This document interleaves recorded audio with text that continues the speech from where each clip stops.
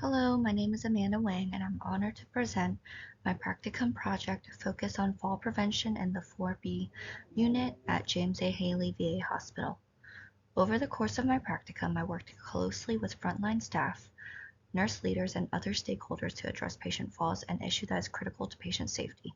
In today's presentation, I will guide you through the process from the needs assessment to the anticipated outcomes, reflect on the lessons I've learned, and highlight how theory was applied in practice to achieve meaningful change.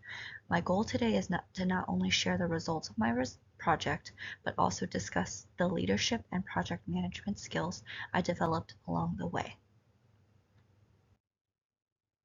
To provide you some context, James A. Haley VA is one of the busiest, largest VA hospitals in the nation. Located in Tampa, Florida, it serves a diverse group of veterans, many of whom are elderly or have chronic conditions, making them more vulnerable to falls. I work as the assistant nurse manager on 4B, a medical surgical tele unit that provides care to patients with complex health needs, including post-operative cardiac cath patients and those with chronic diseases. In my role, I am responsible for overseeing the daily operations of the unit, managing the nursing staff, and ensuring that we meet quality care standards. Our patients often face mobility challenges, and falls are a recurring issue on the unit, which can lead to significant complications, increased length of stay, and decreased patient satisfaction. Given the hospital's mission to provide the best care for our veterans, addressing the issue of falls becomes a priority for me as a leader. To begin this project, I conducted a thorough needs assessment, utilizing both quantitative and qualitative data. I started by reviewing the fall rates in our unit over the last fiscal year. Our hospital tracks data on falls by month and quarter, and I was able to identify a troubling trend. Our fall rates had plateaued and in some months even increased, despite existing fall prevention measures. This was alarming because falls are a major safety concern, particularly for our elderly and high-risk patients. Beyond the numbers, I also conducted informal interviews with my nursing staff and leadership to get a sense of where they felt our fall prevention efforts were falling short.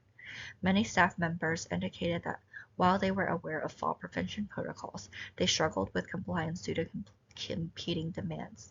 This feedback highlighted a critical gap between the intended fall prevention strategies and their consistent implementation in practice. Based on this data, it became clear that we needed a more structured, sustained efforts to reduce falls.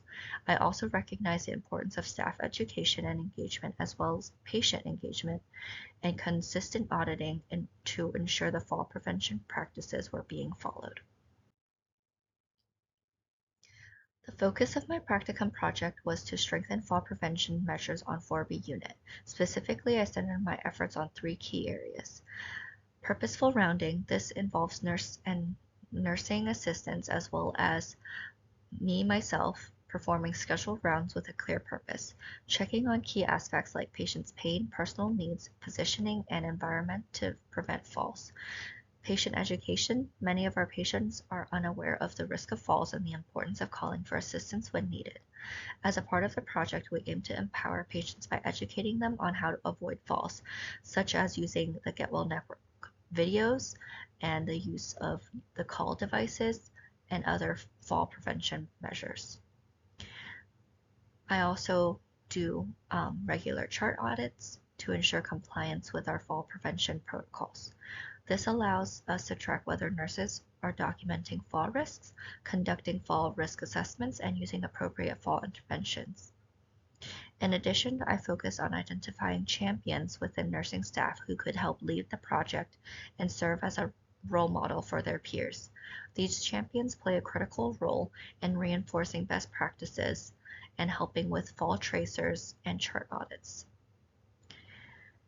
Each of our falls are also entered into our joint patient safety reports and briefed during our quarterly patient safety forums. The overarching goal of this project was to reduce the incidence of our falls by less than 2 falls per 1,000 patient bed days of care. However, achieving the goal required several smaller, more specific objectives. I wanted to increase our staff and patient involvement and accountability, particularly through the Purposeful Rounding and Leadership Rounding initiative. It was crucial for the staff to not just follow the protocols, but also understand the why behind them and see how their actions are directly impacting patient safety. Patient safety and patient satisfaction is another goal, ensuring the patients are educated and involving them in their care plan to increase their satisfaction. Each of these goals was designed to address different aspects of the issue: patient and staff awareness, and system-level accountability. By tackling the problem from multiple angles, I hope to achieve a meaningful and lasting reduction in fall rates. Although the full implementation of the project is still ongoing, we have already begun to see some positive trends. For example, early data suggests that staff compliance, patient compliance, and leadership rounding has improved significantly and helped decrease the falls. It has increased the initiative ever since starting in April. We have also seen an increase of numbers of patient fall risk assessments documented in the electronic health record, which is a critical step in preventing falls. While it's too early to fully assess the project's impact on the fall rates, the improvement of the staff engagement and patient education has given us a reason to be optimistic, and based on these trends on these slides so far, we can see that in fiscal year of 23, quarter 3 pre-implementation, the fall rate is 4.99, almost 5, whereas in fiscal year 24 post-implementation, the fall rate has dropped to 2.1. In quarter 4, the trends continue to drop. Pre-implementation in quarter 4, the fall rate is close to 4.5, and post-implementation in fiscal year 24, quarter 4, the fall rate has dropped to 1.9. This is a breakdown of the data for quarter 3 pre and post-implementation comparison per months. April was close to 5 pre, and then post is close to 3.5. However, there is significant decreases compared between fiscal year 23 and 24 in May and June, from almost 7 to 1.6 in May and almost 5 to 1.6 in June. Data on leadership rounding. This is a collection from Get Well Network data to show how many leadership rounds were done in each month and how many falls happened in fiscal year of 24, quarter 4, in July, August, and September. One of the most rewarding aspects of this project was the positive response from stakeholders. Initially, I encountered some resistance from staff who felt overwhelmed by their current workload and were hesitant to take on additional responsibilities. However, after several meetings where we discussed the project's goal and how it aligned with our mission by providing high-quality care for our veterans, the attitude started to shift.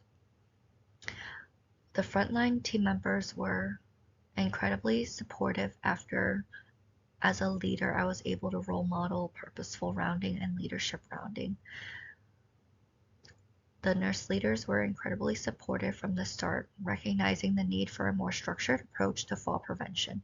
They helped me secure the resources needed for staff education and ongoing audits.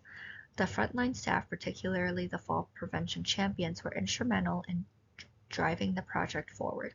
They took ownership of the project and helped reinforce the importance of purposeful rounding, patient education, and ensuring the patient watch the Get Well Network videos and motivating their peers to continue.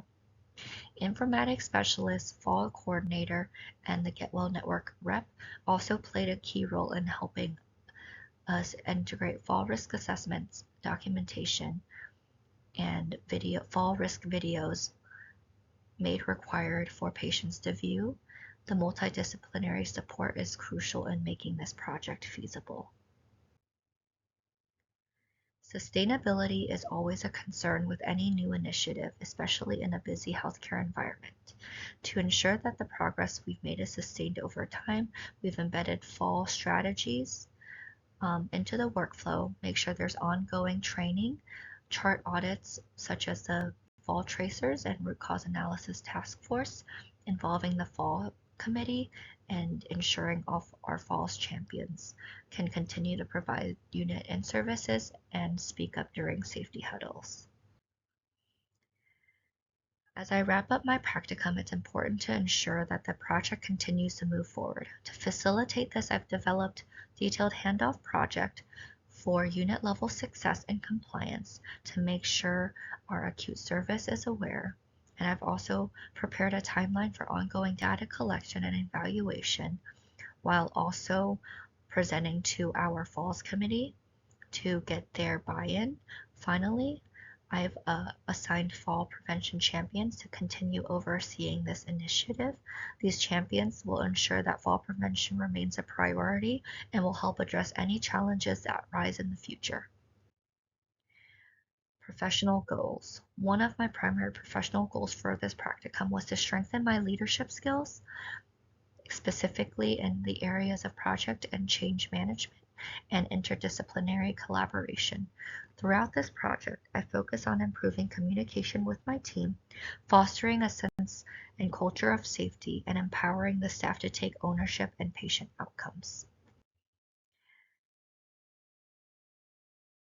This project taught me several important lessons about leadership, project management, and communication.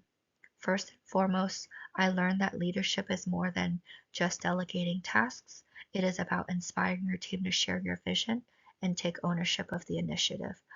By using a combination of servant and transformational leadership, I was able to engage my team and foster a sense of shared responsibility for patient outcomes. From the change management perspective, I learned that it is important to set clear, measurable goals and maintain open communication with all stakeholders. Regular check-ins and feedback sessions helped ensure that we stayed on track and that everyone felt supported throughout the process. Ultimately, the biggest lessons I've learned is the importance of perseverance and flexibility. Healthcare environments are constantly changing, and being able to adapt and keep moving forward, even in the face of challenges, is key to driving successful outcomes.